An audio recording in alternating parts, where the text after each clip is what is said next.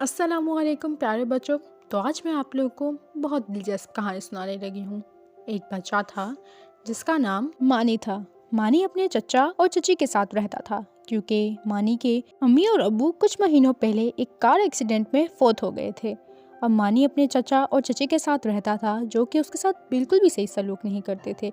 मानी से सारे घर के काम करवाते थे और उसको बहुत मारते भी थे। और तो और मानी को कभी स्कूल भी नहीं जाने दिया था। मानी को पढ़ने का बहुत ही शौक था और मानी को किचन में रखते थे। मानी किचन में रहता था और वहीं पे खाना भी खाता था। मानी अक्सर रात को बैठ के बहुत रोता था क्योंकि मानी काफी छोटा बच्चा था और उसके साथ इस तरह सलूक करना बिल्कुल भी अच्छी बात नहीं थी।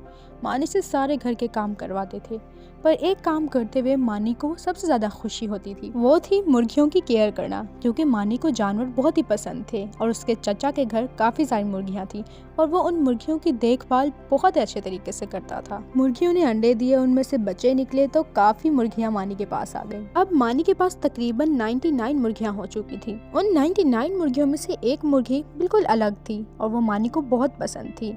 मानी उसके ऊपर हाथ रख के बैठा हुआ था और उसको बिरयानी खाने का उस वक्त बहुत ही दिल कर रहा था।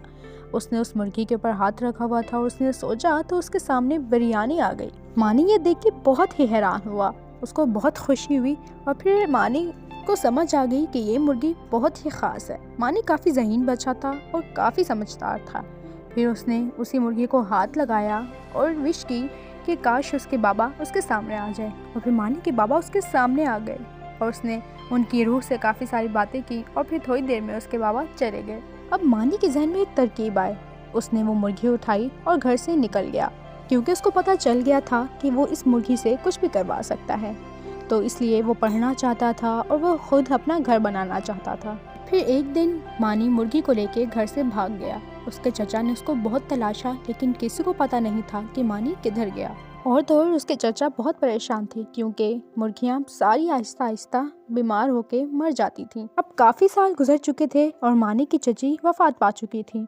मानी के चचा और उनका बेटा रहता था। चचा का बेटा बहुत ही बदतमीज़ था। वो अपने बाप से बहुत ही बदतमीज़ी करता था, साथ ही साथ शराब पीता था और तो और दूसरों को मारता भी बहुत था। एक दिन उसकी किसी से लड़ाई हो गई और उस लड़ाई के बाद वो घर वापस ना पहुंचा। मानी के चचा अपने बेटे को लेकर बहुत परेशान थे। वो पुलिस के पास गए और पुलिस को इन्फॉर्म किया। तो पुलिस ने काफ़ी दिनों के बाद मानी के चचा को बुलाया और बताया गया कि आपके बेटे की किसी के साथ लड़ाई हुई थी और उस लड़ाई में वो मर गया था। अब मानी के चचा के पास कुछ भी नहीं रह गया था क्योंकि उनके बेटे ने घर का सारा सामान बेच डाला था और बुरी बुरी हरकतों में लगाया था।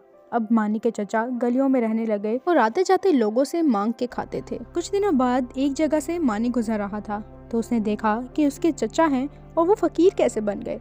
वो उनके पास गया, उनको वहाँ से उठाया और अपने साथ अपने घर ले गया। घर जाने के बाद उसने अपने चचा को खाना वगैरह दिया, नए कपड़े दिए और फिर उसके चचा ने उससे माफ़ी मांगी और सारा किस्सा बताया।